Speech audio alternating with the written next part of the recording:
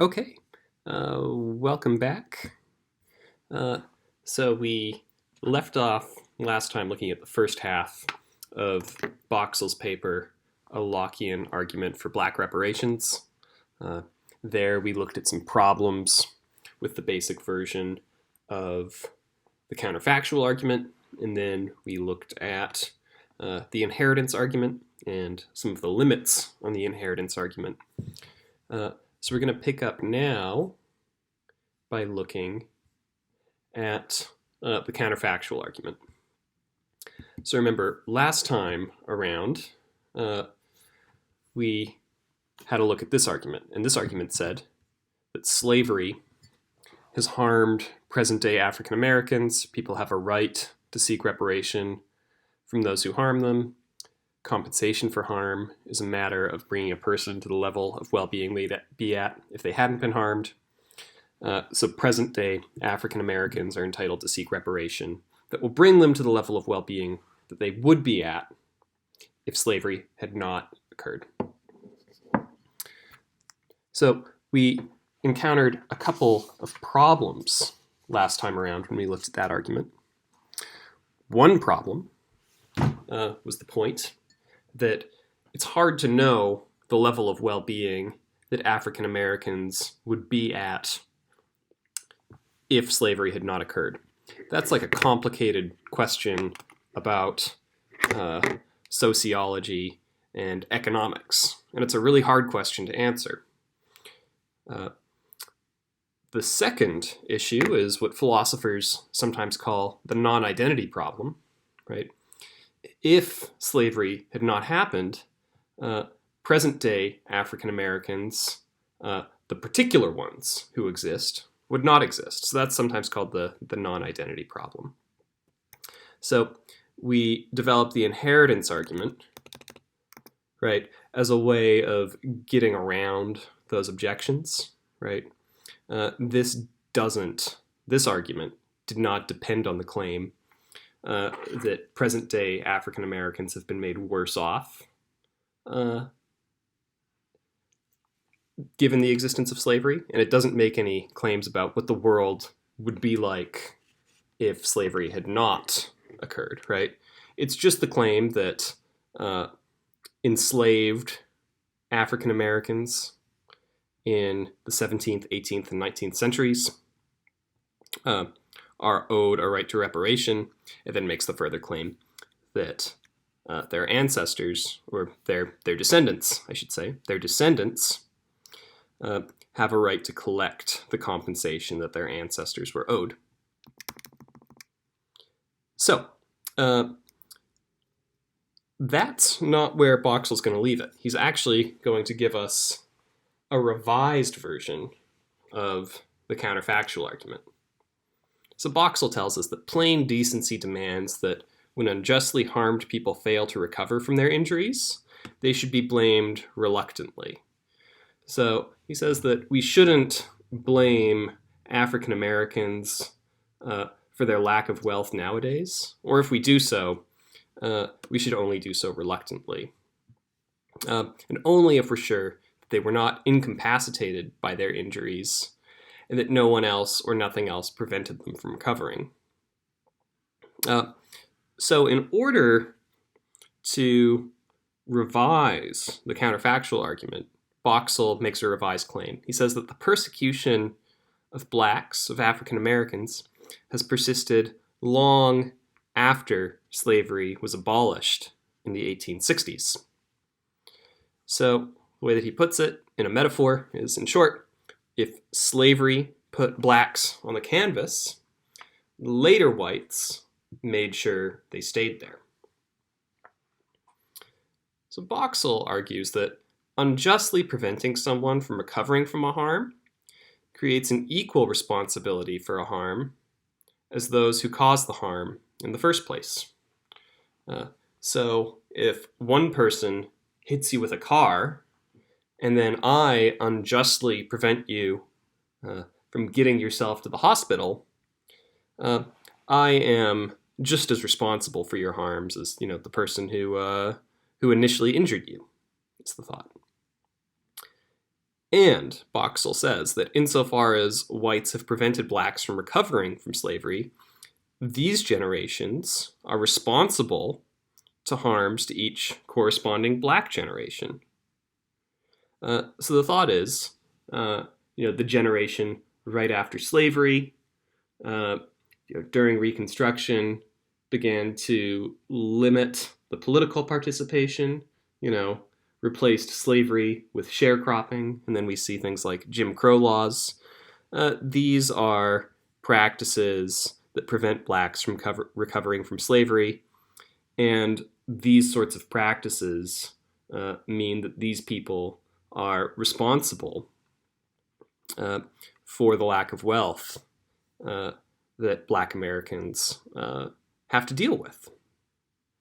So this is different from the inheritance argument, right? The inheritance argument was that slaves are wronged, they have a right to reparation, and then a right to seek compensation is then given to their ancestors. This argument is about bringing current generations to the level of well-being that they should be at, were it not, that there were people preventing the African American population from recovering from slavery. So here's the revised counterfactual argument. It says that slavery and subsequent effort to prevent present-day African Americans from recovering it has harmed present-day African Americans. So we add this and subsequent efforts to prevent present-day African Americans from recovering. And then people have the right to seek reparation from those who harm them. Again, that's just a point that's basically derived directly from Locke and his ideas about natural rights. So then we say compensation for harm is a matter of bringing a person to the level of well-being that they'd be at if they've not been harmed. So now we're bringing in harms that are brought about for present-day African Americans. So we say that present-day African Americans are entitled to seek reparation that will bring them to the level of well-being that they would be at if slavery and subsequent efforts to prevent present-day African Americans from recovering from it had not occurred. So Boxill sees some benefits from this argument. He says it's immune from the non-identity problem. He says, even if Eula were not alive when slavery occurred, the situation of her parents after slavery still had an effect on her. So, for instance, they were in worse socioeconomic conditions. They were not allowed, in the way that white people were allowed, to acquire property. So harms to Eula have an effect on her own children. So she passes on these generational lacks of wealth. So they too are harmed by slavery. And even though they didn't exist when slavery was legal, they did exist in the subsequent times, and the government still allowed the after effects of slavery to harm them, which generates a new claim for reparation. So Boxill points out that the counterfactual argument and the inheritance argument are compatible. So if we think about Eula, who is a hypothetical descendant of freed slaves, she might have claims based on the harms that she suffers, right? Things that occur within her life that prevent her from recovering from the after effects of slavery, which generates a new claim for reparation. Those are harms that you prevent her from recovering from, the argument says. And insofar as the US government prevents her from recovering from those harms, she's going to generate a new claim of reparation, but she might also inherit claims to compensation that her parents had. So these are different ways of generating an entitlement to reparation. And on this basis, Boxill says that the counterfactual argument requires us to figure out a lot of the details of social causation and slavery's legacy. So in that way, it's kind of similar to the first counterfactual argument. But it's not just looking at whether slavery, which was abolished over 150 years ago, is having an effect on present-day African Americans, but it's also looking at whether other institutions, some leading up to present day, like the prison industrial complex, which have a disproportionate effect on African American families. But Boxill says that when we start thinking about this, when we have to start thinking seriously about social causation in terms of generating our claims of justice, that's going to be a good thing. So knowing all of the facts and understanding exactly how social causation works is going to keep us accountable and is going to keep us from making too many self-serving excuses. So we have to be sensitive to the way the world really is when we start thinking about these arguments about reparations, especially when it comes to the ways that government policy harms present-day African Americans. So, just to sum up, Boxill sees two Locke-inspired arguments for reparation. So we've got the inheritance argument. You can inherit claims to compensation that your ancestors had. And the counterfactual argument, that slavery harmed the ancestors of African Americans, but moreover, subsequent government policies have continued to make it difficult for African Americans to recover from slavery and its after effects.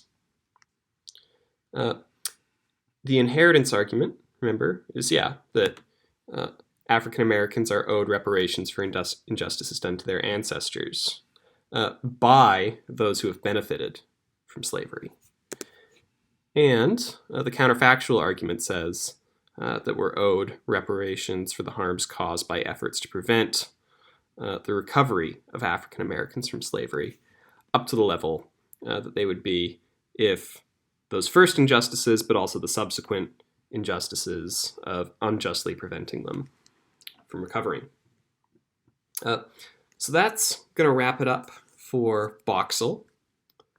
I'm going to look forward to hearing what all of y'all have to say about these arguments, whether we can find some interesting contrasts between what Boxill is saying versus what we saw Waldron and Corlett saying last week. And we're going to wrap up these questions about reparations next time by looking at a paper by Derek Darby called Reparations and Racial Inequality. So, thanks for listening in. Be well. Make sure that besides getting your work done, you're also taking care of yourself, getting outside for a walk when the weather is nice, such as on a fine day like today.